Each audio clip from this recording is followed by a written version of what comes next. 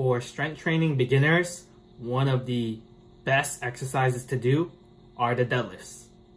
And in this video, I like to share 2 deadlift tips that all strength training beginners should be aware about. What is up, YouTube? This is Angel here from Strengthisfirst, and let's get into these 2 tips. So the first suggestion I would give to strength training beginners is that they should only focus on one goal at a time. So this means that if they have inflexible hamstrings, that means that they are unable to reach the bar without excessive bending of their knees. They should probably work on stretching their hamstrings, work on improving their leg mobility. But at the same time, don't let that stop you from performing the exercise. You can still try to challenge yourself. You can still try to work out. It just means that you need to pay extra bit of attention towards your form. Another good way of focusing on one goal at a time is that you pick a general strength training program that takes care of all the programming for you. So if your goal is to develop general functional strength, a lot of beginner strength training programs would be perfect for you.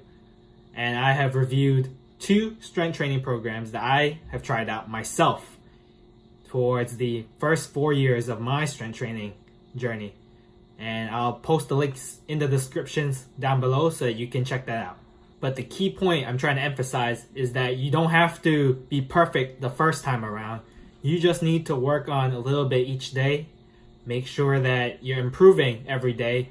Don't let some technique fault of yours be the reason why you're not doing any deadlifts. You can change the exercises so that you are gradually working and improving your form, improving your technique, so that 8 weeks from now you're able to do a perfect deadlift.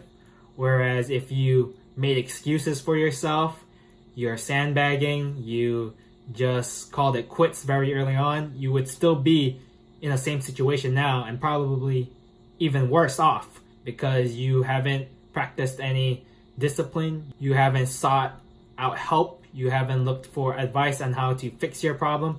So I always encourage lifters to think critically about what it is that they're doing and how they should evolve with the issues that is present to them.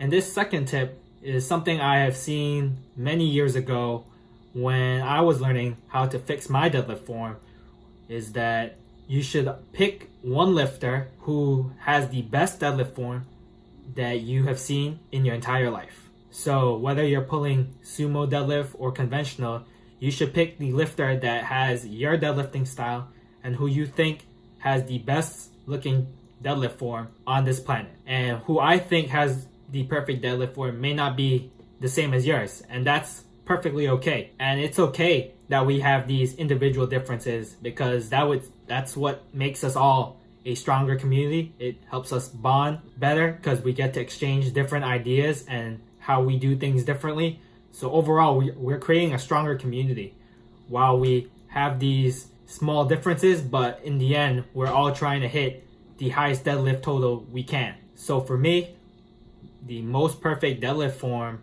I think, is by Richard Hawthorne. He is a 132-pound powerlifter who deadlifts a massive 600 plus deadlift every time I've seen him do one of his training videos. And for me, his deadlift form is the perfect form. So you can probably check out his deadlift form and see if that matches up with you. But at the same time, you might think, oh, he has his shins too straight or his back is too parallel to the ground. And that's perfectly fine. You can find some other lifter who has a slightly different form and still work with that. In the end, we're all just trying to get stronger for our deadlift. So I hope these 2 suggestions have helped you guys out, and I'll talk to you guys in the next video.